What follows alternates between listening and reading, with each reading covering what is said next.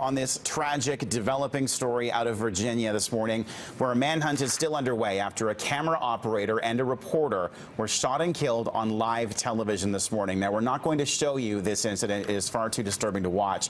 But the two employees have been identified as 24-year-old Allison Parker and 27-year-old Adam Ward. Plenty of reaction pouring in on social media this morning from all over the world.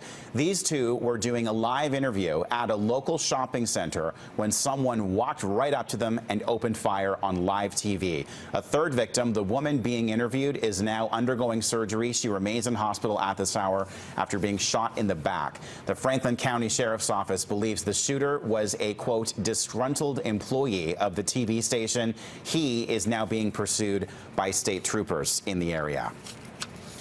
Back here at home, one man has been taken to hospital following an early morning stabbing that happened during a massive brawl in downtown Vancouver. This took place at this Esso station on Davie and Burrard Streets at around 3 o'clock this morning. Vancouver police say it began as a fight involving around 20 people. A 21-year-old man from Richmond was found with stab wounds and was rushed to hospital. He has significant injuries, but they are not believed to be life-threatening. No arrests have been made, but police have made contact with several people they think were involved in this incident. Health authorities are trying to make booster shots as big a part of the back-to-school routine as shopping for school supplies. Vancouver Coastal Health still has not crunched the numbers on the last school year, but they're seeing the number of children up to date with their shots rising over the last 2 years. The vaccination rate still is not where it needs to be. VCH wants parents to get those records in before school starts. Meantime, as many as 1/3 of children living within the Fraser Health Authority may not be fully vaccinated. According to the provincial immunization schedule, children aged 4 to 6 are due for a booster shot, and it's important that children receive this shot before they attend school, so they're not at risk for catching these illnesses. As we are aware, the school environment is a great environment to spread germs, and there's lots of children out there, so it's important to ensure that your children are protected. More news from the UBC Board of Governors to tell you this morning. John Montalbano is temporarily stepping down as chair amid an ongoing dispute over academic freedom. Professor Jennifer Berdahl accused him of trying to muzzle her over a blog she wrote about the resignation of Arvind Gupta as school president last month. UBC says Montalbano will step down for the duration of an investigation. A retired BC Supreme Court justice will begin her investigation next week and will submit a report in October.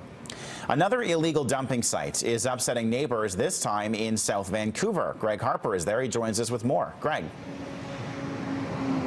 Good morning, Kyle. I'm here on East 48th Avenue near Fraser Street, and right next to me is a mess that people who live here cannot be happy about. We have furniture, mattresses, food, toys, clothing, speakers, you name it, is being dumped here. And it's right next to an apartment building that is vacant, that is slated for demolition. The city says it also has removed some garbage that's being dumped on city property nearby twice. Staff says the owner has until September 2nd to remove the rubbish, or the owner will be fined. And the illegal dumping of garbage has been an issue in Vancouver. You may remember earlier this month, neighbors expressed frustration over a huge pile of garbage outside a vacant home in East Vancouver. The owner of the property ended up speaking out, saying people were using his property as a dumping ground. The mess was eventually cleaned up. And as we come back to here, it will take some time, of course, to clean this up. It's unclear if this is from the actual apartment building that's now vacant, or if it's just people that are continuing to dump their garbage here. But this is a mess.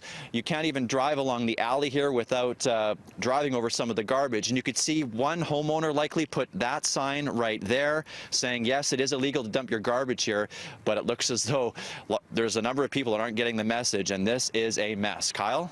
A frustrating mess for those residents. Thanks for that. Greg Harper live this morning in Vancouver. Well, the mayor of Victoria says she is not concerned about the Seattle Times calling for a tourism boycott over raw sewage being pumped into the Strait of Juan de Fuca. For decades, much of Greater Victoria has pumped thousands of liters of raw sewage into the strait every single day. And it's been a bone of contention for our neighbors in Seattle. Finding a way to deal with this appropriately has eluded politicians in Victoria.